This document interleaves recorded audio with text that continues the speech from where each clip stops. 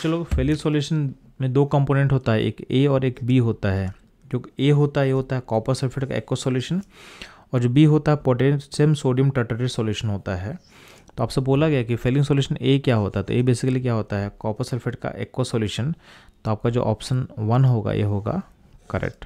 ये था इस क्वेश्चन का एनालिसिस एंड सॉल्यूशन। मूव करता हूँ लोग नेक्स्ट क्वेश्चन पे। तो चलो आपसे हमने कुछ रिएजेंट मेंशन किया और बोला गया है ग्लूकोज इनमें से किसके साथ रिएक्ट नहीं करेगा या फिर टेस्ट नहीं देगा। तो ध्यान देना, एक क्वेश्चन सिंपली आपके एनसीईआरटी के लाइन से लिया हुआ है। अब देखना नीचे में एनसीईआरटी के लाइन में मेंशन किया हूँ, तो ग्लूकोज का जो ओपन फॉर्म होता है अगर होता तो इनसे रिएक्ट करना चाहिए था, बट बोला गया है डिस्पाइट हैविंग एल्डिहाइड ग्रुप जो कि ओपन ग्रुप में होना चाहिए था, glucose does not give Schiff test and does not form hydrogen sulphate addition product with sodium bisulphide. यानी आपका जो बी है स्किप रिएजेंट और सोडियम बाइसल्फाइड ई है, इससे ग्लूकोज टेस्ट नहीं देगा। इसके बाद ही ए इन्फरेंस निकाला गया कि ग्लूकोज का जो स्ट्रक्चर होगा वो साइक्लिक फॉर्म में एग्जिस्ट करेगा मेजॉरिटी फॉर्म में। ठीक है, तो इस क्वेश्चन का जो करेक्ट आंसर होगा यानी स्किप रिएजेंट और सोडियम बाइसल्फाइड से ग्लूकोज रिएक्ट नहीं करता है या फिर टेस्ट नहीं देता है।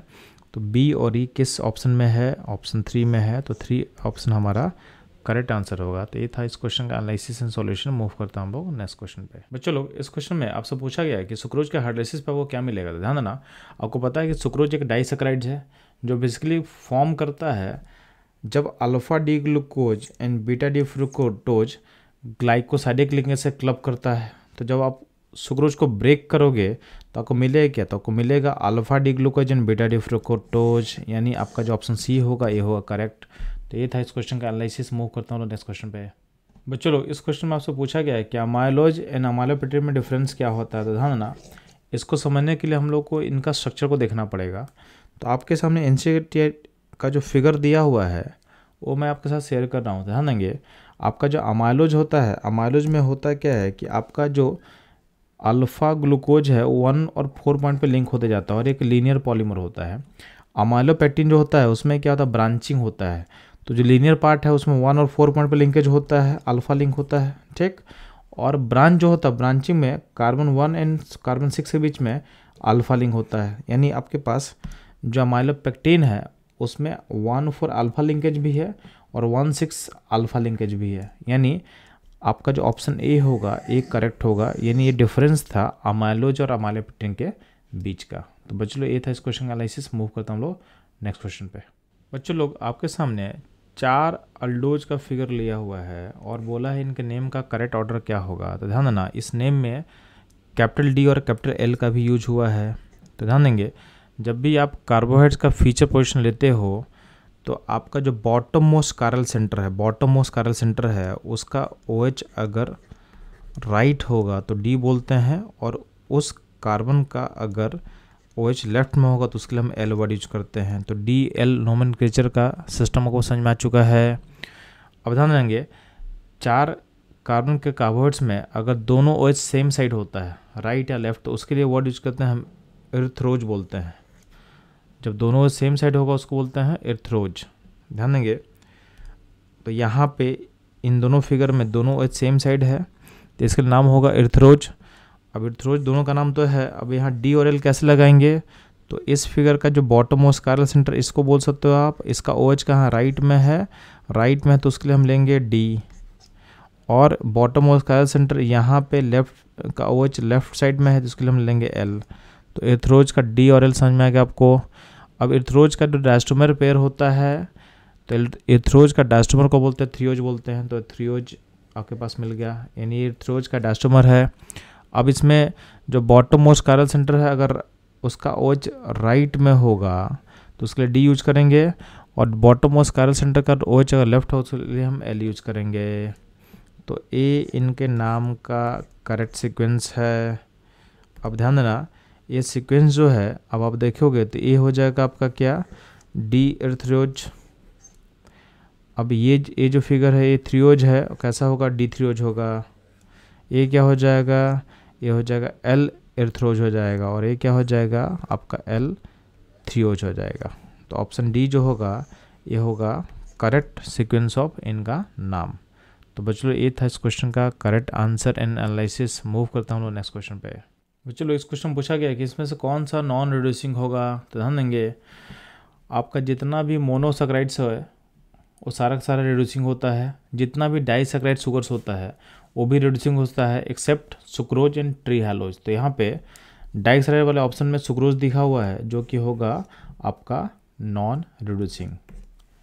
आपको ये बात समझ में आना चाहिए, जितना मोनोसैकराइड्स होगा वो सारा का सारा रिड्यूसिंग होता है, जितने डाइसैकराइड्स होते हैं सारे रिड्यूसिंग होते हैं except sucrose and trehalose. Trehalose आपके एनसीईआरटी बायोलॉजी में लिखा हुआ है, केमिस्ट्री में नहीं लिखा हुआ है। और जितने ही पॉलीसैकराइड्स होते हैं all are non reducing, for example starch and cellulose. ठीक है, तो बच्चों ये था इस क्वेश्चन का सॉल्यूशन एंड एनालिसिस। मूव करता हम लोग नेक्स्ट क्वेश्चन पे। बच्चों लोग आपको पूछा गया कि अल्फा डी ग्लूकोज को जब रिएक्ट करवाते हो आप हाइड्रोक्सिल अमाइन से तो आपका ऑक्सीजन बनता है, उसका फिगर क्या होगा। तो ध्यान देना, जब भी आपके पास कोई भी कार्बन ग्रुप रहता है उसको हम रिएक्ट करवाते हैं हाइड्रोक्सिल अमीन से, तो उसमें होता क्या है कि NH2OH से आप एक वाटर मॉलिक्यूल निकालते हो बाहर, और यहाँ पे इस तरह का एक कंपाउंड क्रिएट होता है, इसको आप ऑक्सीजन बोलते हो। ठीक है, अब ध्यान देना है आपके ग्लूकोज में क्या होता है, एल्डिहाइड पोजीशन में इस तरह का डबल बॉन्ड O लगा होता है। तो डबल बॉन्ड O से क्या होगा, NH2 का 2H निकल के वाटर निकालेगा और वहाँ पे डबल बॉन्ड N का लिंकेज क्रिएट हो जाएगा। बट बाकी जो स्ट्रक्चर है ग्लूकोज का आपको पता होना चाहिए ताकि आप राइट ऑप्शन को टिक कर पाओ। तो ध्यान देना, आपके सामने ग्लूकोज का जो करेक्ट फॉर्म है दिया हुआ है, इसमें ऊपर में एल्डिहाइड ग्रुप होता है, बाकी जो OH का जो ओरिएंटेशन है वो समझ में आना चाहिए। यहाँ का जो OH राइट में होता है, यहाँ लेफ्ट में, यहाँ राइट। ठीक है, तो ऊपर में क्या होगा NH2OH, ये तो बनेगा ऑक्सीजन, बाकी OH का ओरिएंटेशन आपको याद रखना है। ठीक, अब ध्यान देंगे, अगर ओरिएंटेशन को फोकस करते जाएं तो जिस पॉइंट पे ऑक्सीजन का क्रिएशन होगा उसके बाद वाले कारण पे OH राइट में होना चाहिए। तो यहाँ पे OH राइट में है, ठीक है, उसके बाद OH लेफ्ट में होना चाहिए, यहाँ भी लेफ्ट में है, फिर राइट में होना चाहिए। तो ये जो ओरिएंटेशन है बस ऑप्शन डी में मैच करेगा, बाकी जगह कहीं मैच नहीं करेगा। यानी ऑक्सीजन का जो स्ट्रक्चर होगा वो ऑप्शन डी की तरह होगा। तो बच्चों ऑप्शन डी आपका करेक्ट आंसर होगा। तो ये था इस क्वेश्चन का एनालिसिस। मूव करता हम लोग नेक्स्ट क्वेश्चन पे। बच्चों लोग पूछा गया है कि सुक्रोज किन मोनोसैकराइड के कॉम्बिनेशन से फॉर्म करता है। तो आपके सामने 4 ऑप्शन दिया, ध्यान देंगे। जो सुक्रोज होता है उसमें क्या होता है, अल्फा डी ग्लूकोज होता है और बीटा डी फ्रुक्टोज होता है। अब अल्फा डी ग्लूकोज का जो होता है वो पायरनोज फॉर्म के फॉर्म में रहता है साइक्लिक फिगर, और जो फ्रुक्टोज का फिगर होता है वो फ्यूरेनोज के फॉर्म में रहता है। यानी आपका जो करेक्ट ऑप्शन होगा ये होगा option B, alpha D glucopyranose and beta D fructofuranose structure जो होता है कंबाइन करके आपका सुक्रोज को फॉर्म करता है। तो बच्चों ये था इस क्वेश्चन का एनालिसिस। मूव करता हूँ नेक्स्ट क्वेश्चन पे। बच्चों लोग आपके सामने लैक्टोज के बारे में कुछ स्टेटमेंट दिया हुआ है और बोला गया है इसमें कौन सा स्टेटमेंट जो है करेक्ट नहीं बताएंगे। तो ध्यान देना, सबसे पहले हम लोग चलते हैं लैक्टोज का स्ट्रक्चर कैसा होता है आपको दिखाते हैं। तो आपके सामने लैक्टोज का स्ट्रक्चर दिखाया हुआ है। लैक्टोज बनता है beta D electrons and beta D glucose के कॉम्बिनेशन से फॉर्म करता है विथ बीटा ग्लाइकोसाइडिक लिंकेज, यानी 0.1 of galactose and 0.4 of glucose. अब इस इन्फॉर्मेशन का यूज करके हम लोग चलते हैं ऑप्शन के पास। तो पहला ऑप्शन बोला हुआ है कि on hydrolysis of lactose give equal amount of D glucose and D galactose, ये सही है। अगला पॉइंट है lactose is a beta glucosidic formation by union of molecule of glucose and molecule of D galactose, ये भी सही statement है। यानी अल्टीमेटली क्या होता है, galactose and glucose particle beta glycosidic linkage से कंबाइन करके आपका लैक्टोज फॉर्मेशन करता है। सी ऑप्शन क्या बोला हुआ है, लैक्टोज रिड्यूसिंग शुगर, ये भी सही है। एंड डज नॉट एग्जिबिट म्यूटारोटेशन, ये पॉइंट गलत हो जाएगा क्योंकि जो भी शुगर रिड्यूसिंग होगा वो म्यूटारोटेशन को शो करता है। यानी ऑप्शन सी होगा जो इनकरेक्ट हो जाएगा। क्या हो जाएगा, इनकरेक्ट। ऑप्शन डी है, उसमें क्या बोला गया है कि लैक्टोज कंटेन 8 OH ग्रुप। तो ध्यान देंगे वो चेक कर लेते हैं हम लोग। लैक्टोज में देखोगे यहाँ पे एक OH है, 2 3 4 5 6 7 8। तो आपके पास लैक्टोज में कितने 8 OH ग्रुप हैं, ये भी सही है। यानी option A B D correct था और C था इनकरेक्ट। तो आपसे बोला गया था कौन सा इनकरेक्ट होगा, तो ऑप्शन C इनकरेक्ट होगा। तो बच्चों ये था इस क्वेश्चन का सॉल्यूशन। मूव करता हूँ नेक्स्ट क्वेश्चन पे। बच्चों इस क्वेश्चन बोला गया इन चारों में कौन सा म्यूटारोटेशन शो नहीं करता। तो ध्यान ना, जो भी शुगर नॉन रिड्यूसिंग होगा वो म्यूटारोटेशन को शो नहीं करेगा। तो ध्यान देंगे इन सब में सुक्रोज जो है ये होता है नॉन रिड्यूसिंग, इसलिए ये म्यूटेड रोटेशन को शो नहीं करेगा। तो ऑप्शन ए इसका करेक्ट आंसर होगा। तो बच्चों ये था इस क्वेश्चन का एनालिसिस। मूव करता हूँ लोग नेक्स्ट क्वेश्चन पे। बच्चों इस क्वेश्चन बोला गया है कि फ्रुक्टोज टॉलरेंस रीजन को रिड्यूस क्यों करता है। तो ध्यान देंगे, फ्रुक्टोज में ऑल्दो कीटोन ग्रुप होता है, लेकिन इसके बगल वाले पोजीशन पे आपके पास OH होता है। अब होता है क्या है कि इस टाइप के सिस्टम में अगर बेसिक मीडियम लोगे तो इसमें ये क्या होता है, थ्रू कीटोनियल टॉटोमेरिज्म आपका ये पोजीशन जो है जिसको हम लोग पकड़ रहे हैं ये एल्डिहाइड में कन्वर्ट होता है, और जब एल्डिहाइड में कन्वर्ट होगा इन बेसिक मीडियम तो ये आपके टॉलरेंस टेस्ट को दे देगा, यानी रिड्यूसिंग शुगर में कन्वर्ट हो जाएगा। तो ऑप्शन जो डी होगा, डी इसका करेक्ट आंसर होगा। तो बच्चों लोग ये था इस क्वेश्चन का एनालिसिस। मूव करता हूँ लोग नेक्स्ट क्वेश्चन पे। बच्चों लोग आपसे पूछा गया है कि बीटा डी ग्लूकोज में कितना नंबर ऑफ कायरल कार्बन होगा। तो आपके सामने नीचे इसका डायग्राम मैं दिखा रहा हूँ। अब इसमें हम लोग कायरल कार्बन को काउंट कर लेते हैं एक बार। तो ये वाला पोजीशन कायरल होगा, तो ये आप 1 हो गया, ये भी कायरल होगा 2, 3, 4 और 5, ये 5 पोजीशन कायरल हो गए। छठा पोजीशन कायरल नहीं, क्योंकि यहाँ पे 2 हाइड्रोजन है। तो ये टोटल कितना कायरल कार्बन होगा, तो आपका आंसर हो जाएगा ए, यानी 5 कार्बन होंगे जो कि कायरल होंगे। ठीक है, तो बच्चों ये था इस क्वेश्चन का एनालिसिस। मूव करता हूँ लोग नेक्स्ट क्वेश्चन पे। बच्चों आपसे पूछा गया कि ग्लाइकोलाइसिस किसको बोलते हैं। तो सिंपली है, ग्लाइकोलाइसिस में होता क्या है, oxidation of glucose to pyruvate होता है। तो ऑप्शन सी आपका करेक्ट होगा। तो बच्चों मूव करता हूँ नेक्स्ट क्वेश्चन पे। बच्चों पूछा गया सेलुलोज किसका पॉलीमर है। तो ध्यान देना, सेलुलोज का फिगर आप देखोगे तो सेलुलोज में बेसिकली क्या होता है कि आपका जो बीटा डी ग्लूकोज है वो कंबाइन करता है थ्रू बीटा ग्लाइकोसाइडिक लिंकेज, यानी पॉलीमर होगा किसका, ग्लूकोज का। ऑप्शन ए क्या होगा, करेक्ट। तो बच्चों ये था इस क्वेश्चन का एनालिसिस। मूव करता हूँ नेक्स्ट क्वेश्चन पे। बच्चों पूछा गया इसमें कौन सा शुगर फेलिन टेस्ट देगा। तो सिंपल सा चीज़ है कि जो रिड्यूसिंग होगा फेलिन टेस्ट देगा। अब इसमें रिड्यूसिंग कौन होगा, तो जितना ही मोनोसैकराइड्स है ऑल आर रिड्यूसिंग, जितने भी डाइसैकराइड्स हैं all are reducing except sucrose and trehalose, and all polysaccharides are non reducing. तो पहला सुक्रोज है, ये होता है नॉन रिड्यूसिंग। प्रोटीन और फैट्स तो शुगर ही नहीं है, तो इसको आप हटा दो। तो बचा क्या, ग्लूकोज। ग्लूकोज इसमें क्या होगा आपका, ग्लूकोज क्या हो जाएगा बच्चों, इस पर रिड्यूसिंग हो जाएगा। ठीक है, तो इसमें ग्लूकोज आपका रिड्यूसिंग हो जाएगा। तो बच्चों ये था इस क्वेश्चन का एनालिसिस। मूव करता हूँ लोग नेक्स्ट क्वेश्चन में। बच्चों लोग इसमें पूछा गया कि alpha D glucose and beta D glucose में रिलेशन क्या होता है। ध्यान देना, दोनों का फिगर बना के दिया हुआ नीचे में। तो ये ग्लूकोज का ओपन चेन फॉर्म है, तो इससे आपका alpha form and beta form बनता है। तो अल्फा फॉर्म बीटा फॉर्म में बस कार्बन नंबर जो C1 है, C1 पे OH का कॉन्फिगरेशन डिफर होता है, बाकी सब सेम होता है।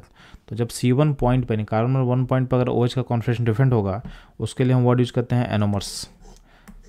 तो बच्चों लोग ये दोनों का रिलेशन आपस में क्या हो जाएगा, एनोमेरिक रिलेशन हो जाएगा। तो ये था इस क्वेश्चन का सोल्यूशन। मूव करता हूँ नेक्स्ट क्वेश्चन पे। इस क्वेश्चन में आपसे पूछा गया है कि इसमें से कौन सा शुगर सबसे स्वीटेस्ट होगा। तो ध्यान, इन 4 ऑप्शन में सबसे स्वीटेस्ट शुगर होने वाला है फ्रुक्टोज।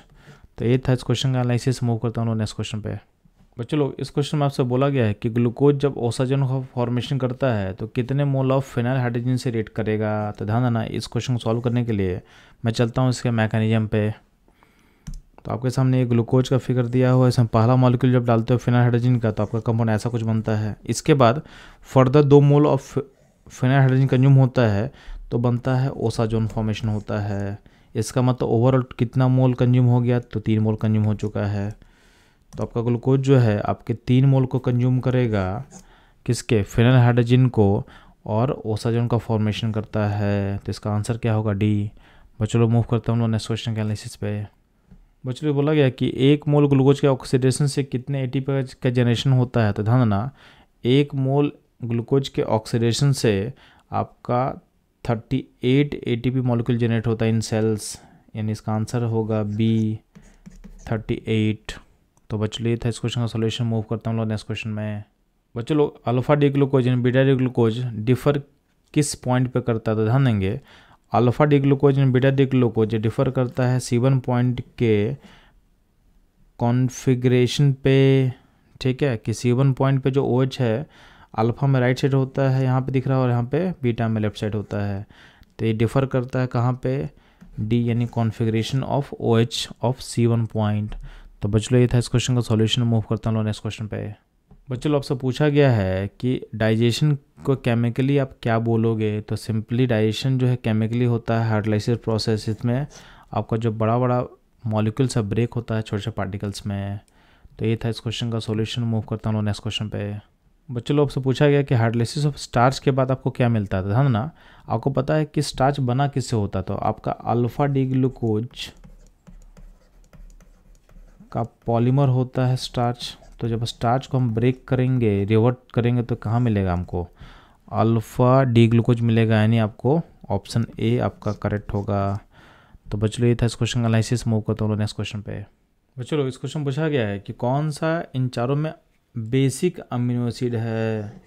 तो ध्यान देंगे, आपके सामने बेसिक अमीनो एसिड का लिस्ट लिखा हुआ है। आर्जिनाइन होता है, लाइसिन होता है, ठीक है। अब ध्यान देंगे इन दोनों में आप देखोगे तो आपके ऑप्शन में जो डी है, डी लाइसिन से मैच कर रहा है। तो आपका जो बेसिक अमीनो एसिड होगा आर्जिनाइन लाइसिन होता है, प्लस एक आपका हिस्टाडीन भी होता है। तो आप इस लिस्ट में से आपके ऑप्शन में डी जो है बेसिक अमीनो एसिड होगा। तो बच्चों ये था इस क्वेश्चन का एनालिसिस। मूव करता हूँ नेक्स्ट क्वेश्चन पे। बच्चों लोग आपसे पूछा गया इन चारों ऑप्शन में कौन सा अमीनो एसिड होगा नॉन एसेंशियल। तो ध्यान देंगे आप लोग, आपके सामने एक टेबल शेयर किया हुआ एनसीईआरटी का। इसमें क्या है, जहाँ जहाँ एसेंशियल अमीनो एसिड है उसमें स्टार मार्क किया हुआ है, और जो स्टार मार्क नहीं किया हुआ क्या है, नॉन एसेंशियल है। नॉन एसेंशियल का मतलब ये होता है जो हमारा बॉडी खुद से प्रोड्यूस करता है, तो हमको बाहर से उसको लेने का कोई ज़रूरत नहीं है, ठीक है।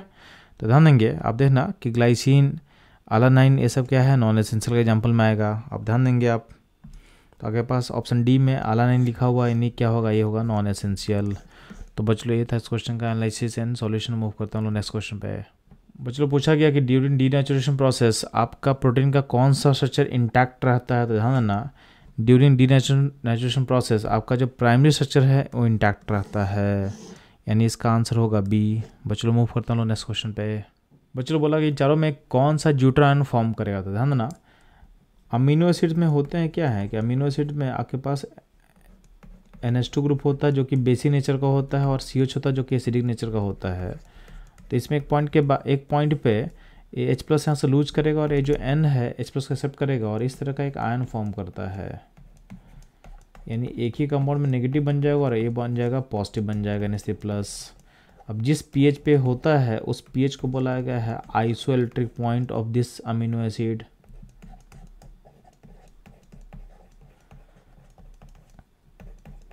यानी आपका अमीनो एसिड अपने आइसोइलेक्ट्रिक पॉइंट पे ड्यूट्रान का फॉर्मेशन करेगा। तो ध्यान देना, इन चार ऑप्शन में से ग्लाइसिन एक अमीनो एसिड होता है। तो ग्लाइसिन जो अमीनो एसिड है तो ये ड्यूट्रान फॉर्म करेगा अपने आइसोइलेक्ट्रिक पॉइंट पे। तो बच्चों ये था इस क्वेश्चन का सॉल्यूशन। मूव करता हूँ नेक्स्ट क्वेश्चन पे। बच्चों लोग आपसे पूछा गया है कि प्रोटीन मॉलिक्यूल में अमीनो एसिड कैसे लिंक होते हैं। तो ध्यान देंगे, प्रोटीन में अमीनो एसिड लिंक होते हैं थ्रू पेप्टाइड बॉन्ड। तो इसका आंसर होगा ए। तो बच्चों ये था इस क्वेश्चन का सॉल्यूशन। मूव करता हूँ नेक्स्ट क्वेश्चन पे। बच्चों इस क्वेश्चन में डीनेचुरेशन से रिलेटेड आपके सामने कुछ स्टेटमेंट दिया हुआ, बोला कौन कौन सा स्टेटमेंट क्या होगा, करेक्ट होगा। ध्यान देना, जो पहला स्टेटमेंट है 1 नंबर, उसमें क्या दिया हुआ कि denaturation of protein causes loss of secondary interstructure of the protein, ये सही है।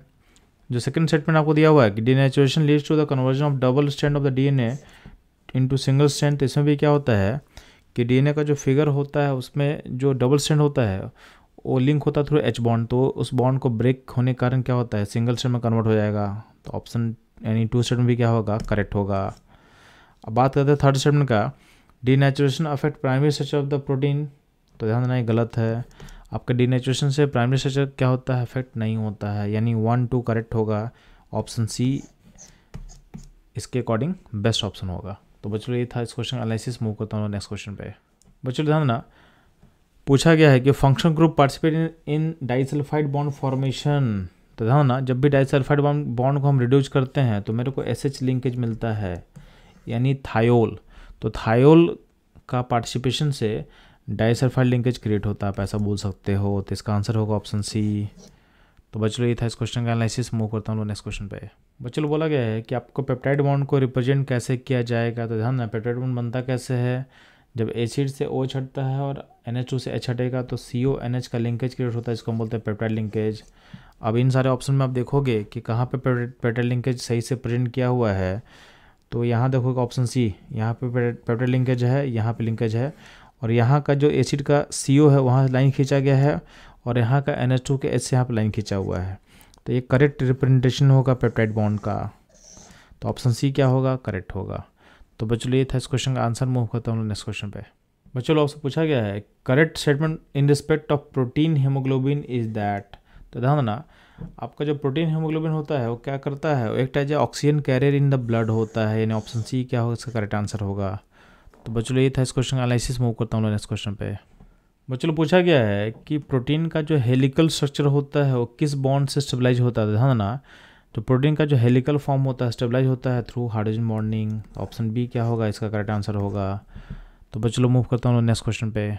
बच्चों बोला गया है इसमें से कौन सा स्टेटमेंट करेक्ट नहीं है। ध्यान देना, पहला स्टेटमेंट बोला गया है alpha carbon of alpha amino acid is a symmetric, यानी कायरल ए जनरली करेक्ट होता है।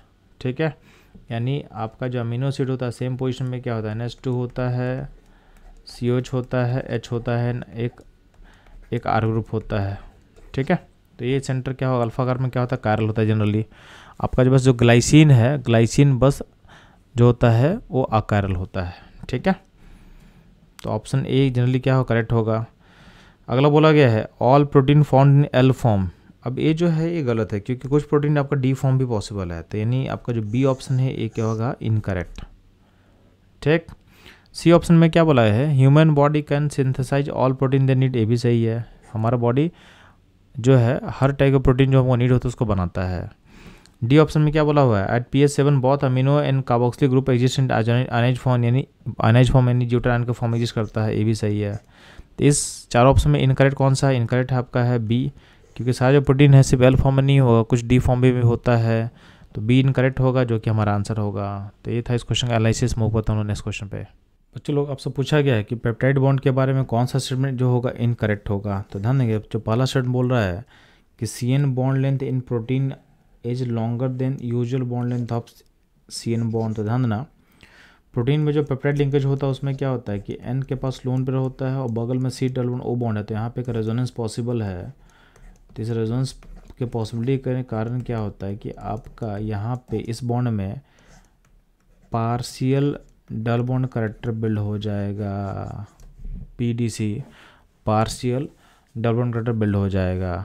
ठीक, तो इस कारण क्या होता है, बॉन्ड लेंथ क्या होगा, छोटा हो जाएगा, तो बॉन्ड लेंथ क्या होगा, इसका शॉर्ट हो जाएगा।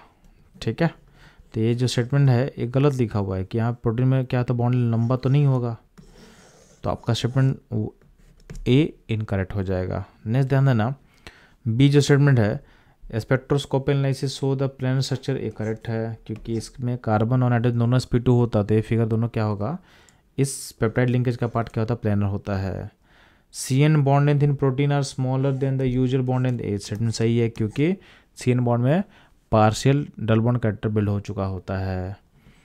D none of the above. तो ध्यान देना, इसमें कौन सा इनकरेक्ट रहा, तो ऑप्शन ए था इनकरेक्ट, तो ये था इस क्वेश्चन का करेक्ट आंसर। यानी आपसे पूछा गया था इनकरेक्ट कौन है, तो ए इनकरेक्ट है। तो बच्चों मूव करता हूँ नेक्स्ट क्वेश्चन पे। बच्चों आपसे पूछा गया इन चारों में से कौन सा स्टेटमेंट करेक्ट होगा। तो पहला जो स्टेटमेंट है, starch is a polymer of alpha glucose, ये स्टेटमेंट सही है। अल्फा ग्लूकोज से ही आपका मिल्क स्टार्च फॉर्म करता है। जो बी स्टेटमेंट है, amylose is a compound of cellulose, जो कि गलत है, क्योंकि अमालोज कंपाउंड होता है स्टार्च का। सी स्टेटमेंट क्या बोला है, proteins are composed of only one type of amino acid, जो भी ये भी गलत होगा, मोर देन वन टाइप से भी बनता है प्रोटीन। ठीक है, D in a cyclic structure of the fructose there are 4 carbon and 1 oxygen atom, जो भी क्या होगा, इनकरेक्ट होगा। तो बच्चों ये था इस क्वेश्चन एनालिसिस। मूव करता हूँ नेक्स्ट क्वेश्चन पे। बच्चों पूछा गया आपसे कि हीमोग्लोबिन क्या होता है। तो हीमोग्लोबिन एक ग्लोबुलर प्रोटीन का एग्जाम्पल है, ऑप्शन डी इसका करेक्ट होगा। बच्चों सेकेंडरी स्ट्रक्चर ऑफ प्रोटीन से आप क्या समझते हो। तो ध्यान देना, बेसिकली ऑप्शन जो ए लिखा हो वही करेक्ट होगा। तो regular folding pattern of continuous portion of the polypeptide chain को बोल सकते हो सेकेंडरी स्ट्रक्चर ऑफ प्रोटीन। तो ऑप्शन जो ए होगा इसका करेक्ट होगा। बच्चों लोग आपके सामने 2 एंजाइम दिया हुआ है। एंजाइम ए जो है वो प्रोटीन को पॉलीपेप्टाइड में ब्रेक करता है, और एंजाइम जो बी है वो पॉलीपेप्टाइड चेन को फर्दर ब्रेक करता है अमीनो एसिड्स में। तो आपसे पूछा गया है एंजाइम ए और बी क्या होगा, तो ध्यान देना प्रोटीन को पॉलीपेप्टाइड में ब्रेक करने के लिए एंजाइम यूज करते हैं लोग पेप्सिन, और पॉलीपेप्टाइड्स को अमीनो एसिड में कन्वर्ट करने के लिए हम लोग यूज करते हैं ट्रिप्सिन। तो आपका जो ऑप्शन डी होगा ये होगा करेक्ट आंसर। तो ये था इस क्वेश्चन का आंसर। मूव करता हूँ नेक्स्ट क्वेश्चन पे। चलो आपसे पूछा गया एंजाइम किससे बना होता है, ध्यान देना एंजाइम्स आर बेसिकली क्या होता है प्रोटीन विद स्पेसिफिक स्ट्रक्चर, और इनका काम क्या होता है जो बायो कैटलिस्ट, ये आपके बॉडी के जो भी रिएक्शन उनको कैटलाइज करते हैं। तो ये था इसका क्वेश्चन का आंसर। मूव करता हूँ लोग नेक्स्ट क्वेश्चन पे। बच्चों आपके सामने 4 स्टेटमेंट दिया हो, बोला इसमें कौन सा करेक्ट होगा, तो ध्यान देंगे इसमें सिंपल सा ऑप्शन बी आपका करेक्ट होगा। डायस्टेज एक एग्जाम्पल एंजाइम का है। बाकी जो है ए सी इनकरेक्ट है। कैसे इनकरेक्ट है, ध्यान देना साइक्लोहेप्टेन जो बेसिकली होता है वो 7 मेंबर रिंग तो है बट एरोमेटिक नहीं होता क्योंकि इसमें sp3 कार्बन होता है। एसिटोफेनॉन जो होता है वो कीटोन होता है नॉट ईथर। तो ये हुआ कि एसिटोफेनॉन का स्ट्रक्चर। तो ऑप्शन ए सी इनकरेक्ट है तो डी भी इनकरेक्ट हो जाएगा। तो ऑप्शन बी इसका करेक्ट आंसर होगा। तो बच्चों ये था इस क्वेश्चन का एनालिसिस। मूव करता हूँ नेक्स्ट क्वेश्चन पे।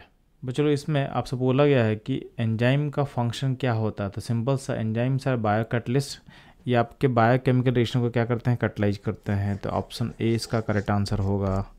तो बच्चों मूव करता हूँ नेक्स्ट क्वेश्चन के एनालिसिस पे।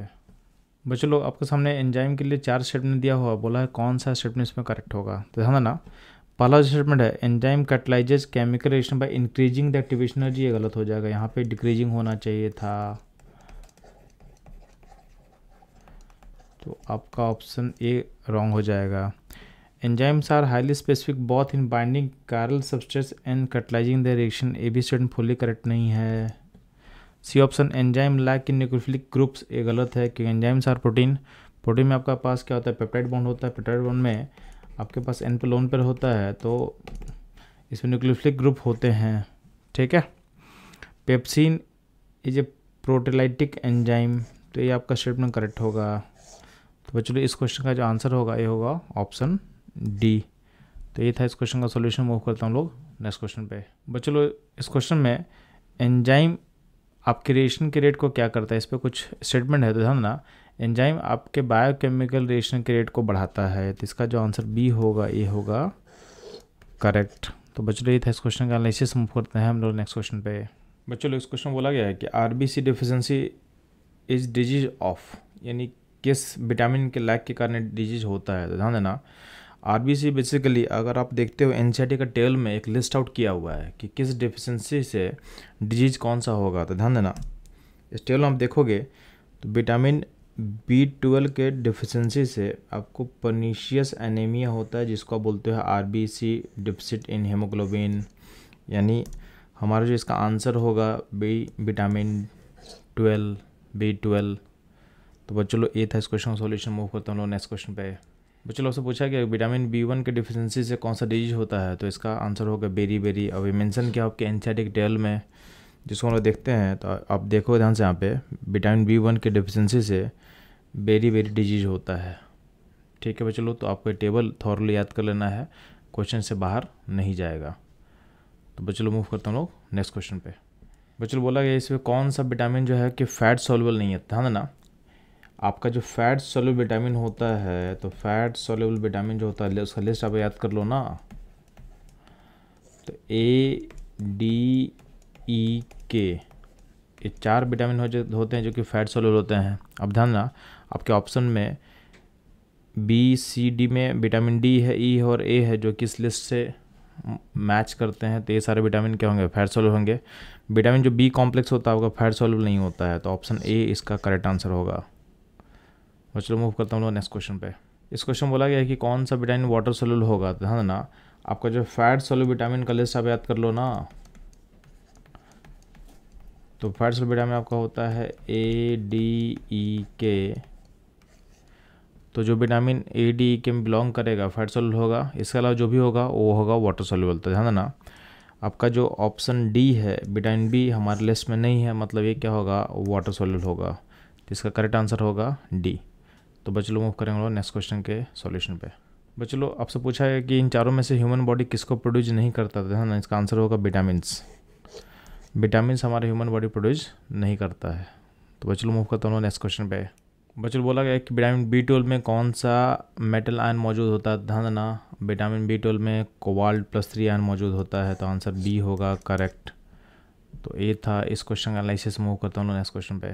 बच्चों आपके सामने दो स्टेटमेंट दिया हुआ है। पहला स्टेटमेंट क्या बोल रहा है कि a unit form by the attachment of a base to 1' position of sugar is known as nucleoside. तो ध्यान देंगे, आपके सामने हम चल रहे हैं न्यूक्लियोसाइड का फिगर लेके। तो न्यूक्लियोसाइड के फिगर में ध्यान देना, आपका जो बेस का अटैचमेंट है वो पोजीशन 1' पे है। इसका मतलब जो पहला स्टेटमेंट होगा करेक्ट होगा। हम बात करते हैं स्टेटमेंट 2 का। तो ध्यान देना, इसमें क्या लिखा हुआ है कि when nucleoside is linked to phosphorus acid at 5' position of sugar moiety we get nucleotide. तो ध्यान देना, इसमें प्रॉब्लम क्या है, जब आप न्यूक्लियोटाइड का फिगर देखते हो तो वहाँ पे देखोगे कि 5' में अटैचमेंट है, बट कौन से एसिड का है, फॉस्फोरिक एसिड का है। जबकि आपके स्टेटमेंट में कौन सा एसिड का नाम लिखा हुआ, फॉस्फोरस लिखा हुआ है। तो ये प्रॉब्लम इस एसिड के नेम में है। बाकी सारा चीज़ करेक्ट था, बट एसिड का नेम में होना चाहिए था फॉस्फोरिक, लास्ट में एक होना चाहिए था। इस पॉइंट पे यहाँ पे अस लिखा हुआ है, इसलिए स्टेटमेंट क्या हो जाएगा, इनकरेक्ट हो जाएगा। तो पहला स्टेटमेंट करेक्ट होगा, सेकेंड इनकरेक्ट होगा। तो हमारा ऑप्शन ए इसका करेक्ट आंसर होगा, यानी statement 1 is true and 2 is false. तो बच्चों ये था इस क्वेश्चन का एनालिसिस। मूव करता हूँ नेक्स्ट क्वेश्चन पे। बच्चों लोग यहाँ पे पूछा हुआ कि central dogma of the molecular genetics state that genetic information flow from. तो ध्यान देना, इसका जो फ्लो होता है DNA to RNA and RNA to protein. तो ऑप्शन सी आपका करेक्ट आंसर होगा। तो बच्चों मूव करता हूँ नेक्स्ट क्वेश्चन का एनालिसिस पे। बच्चों आपसे बोला गया कि RNA एंड DNA के बारे में कौन सा स्टेटमेंट क्या होगा, करेक्ट होगा। तो ध्यान देंगे, जो पहला स्टेटमेंट ए लिखा हुआ है, sugar component of RNA is arabinose and sugar component of DNA is ribose, ये गलत है। ठीक है, आप ऑप्शन डी चेक करना, इसमें क्या दिखा हुआ, sugar component of RNA is ribose and sugar component of the DNA is 2' deoxyribose. तो ये आप देखना एक करेक्ट स्टेटमेंट होगा। यानी आप देखोगे तो आपका जो RNA का जो शुगर होता है डी राइबोज, और DNA का जो शुगर होता है डीऑक्सीराइबोज। यानी सेकंड पोजीशन से यहाँ पे O होना चाहिए था, तो O को हटा दिया गया है, इसलिए बोला गया डीऑक्सी, यानी ऑक्सीजन का रिमूवल, डीऑक्सीराइबोज। तो आपका जो स्टेटमेंट डी होगा ये होगा करेक्ट। तो बच्चों ये था इस क्वेश्चन एनालिसिस। मूव करता हूँ नेक्स्ट क्वेश्चन पे। बच्चों बोला गया in DNA the linkage between different nitrogen bases are. तो ध्यान देना, इन DNA में नाइट्रोजन बेसिस लिंक होता थ्रू हाइड्रोजन बॉन्डिंग, यानी ऑप्शन बी क्या होगा, इसका करेक्ट आंसर होगा। अब देखना ध्यान से, ये DNA का जो डबल हेलिकल शेप है, इसमें हाइड्रोजन बॉन्डिंग के थ्रू क्या है, आपस में कनेक्टेड है। यहाँ पे GC के पास है ना 3 लाइन खींचा हुआ था, 3 लाइन जो खींचा हुआ ये रिप्रेजेंट करता है 3 H बॉन्ड को रिप्रेजेंट करता है। AT का जो लिंकेज है उसमें 2 लाइन खींचा, मतलब यहाँ पे 2 हाइड्रोजन बॉन्ड है AT के बीच में। तो ये अल्टीमेटली आपस में कनेक्टेड थ्रू होता है थ्रू हाइड्रोजन बॉन्ड। तो यहाँ लिखा भी हुआ है हाइड्रोजन बॉन्डिंग।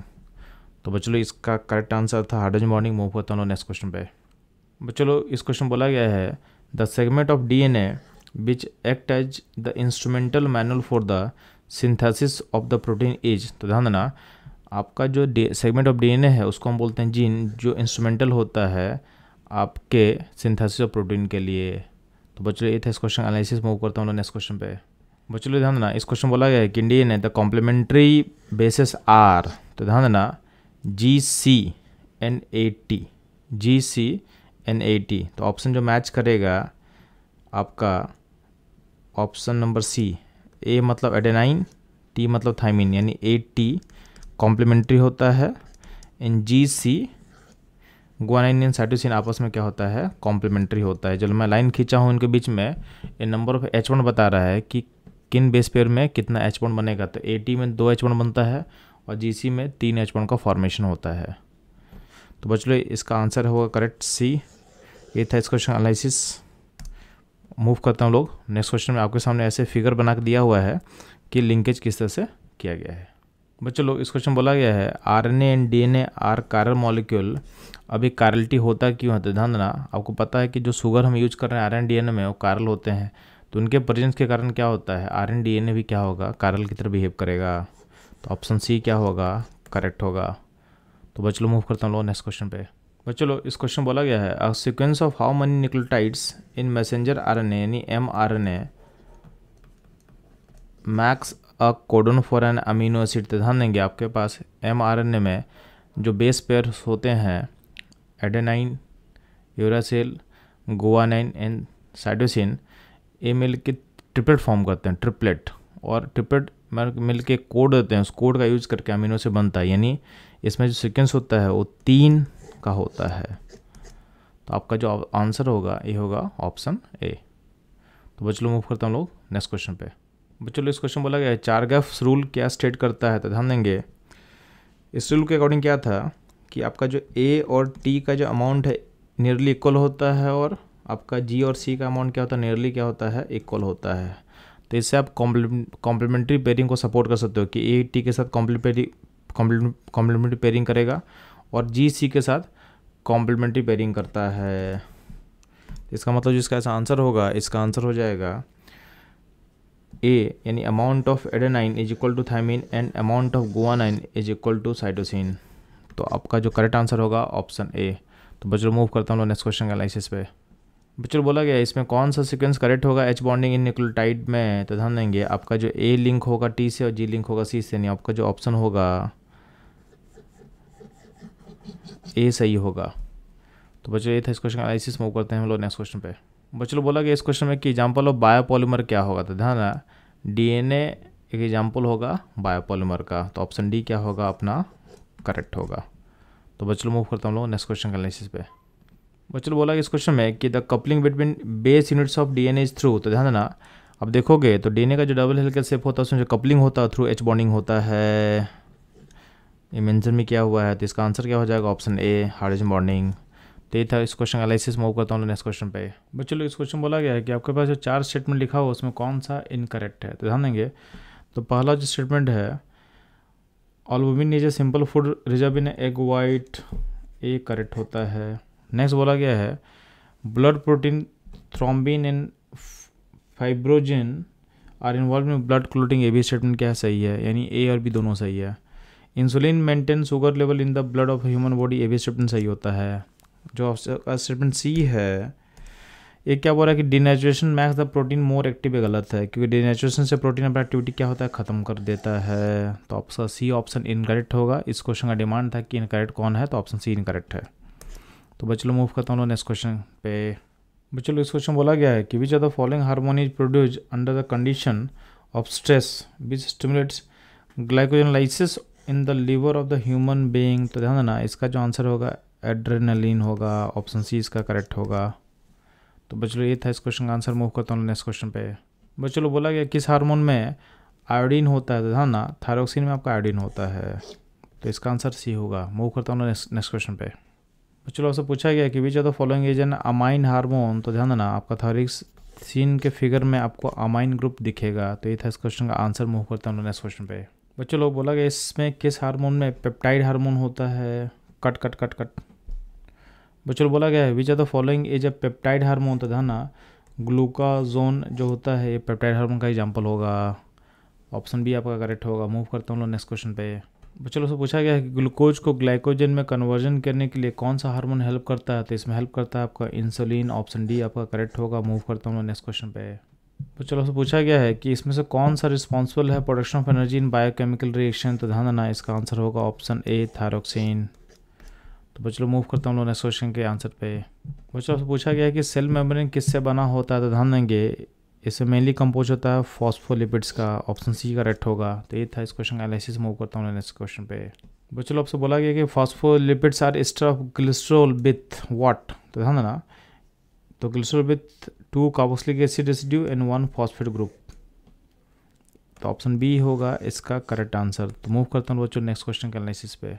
बच्चों से पूछा गया कि पाल्मेटिक एसिड के मेटाबॉलिज्म से आपको कितना एटीपी मिलेगा। तो इसका जो फॉर्मूला होता है C15H31COH होता है, और इसके मेटाबॉलिज्म से हमको मिलता है 130 मॉलिक्यूल ऑफ एटीपी।